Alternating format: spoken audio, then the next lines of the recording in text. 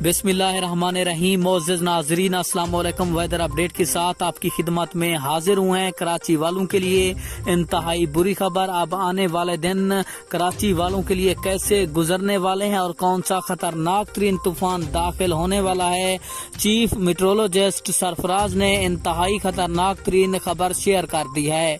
तो मैं आपको मुकम्मल तफसील के साथ आगाह करता हूँ। आने वाले दिन कराची में एक ऐसा और खतरनाक तरीन तूफान दाखिल होने जा रहा है जो कि बड़ी तबाही का बाइस बन सकता है। तो उससे पहले आपने वीडियो को लाइक और चैनल को सब्सक्राइब लाजमी करना है ताकि आपको हमारी नई वीडियो का नोटिफिकेशन सबसे पहले मिलता रहे।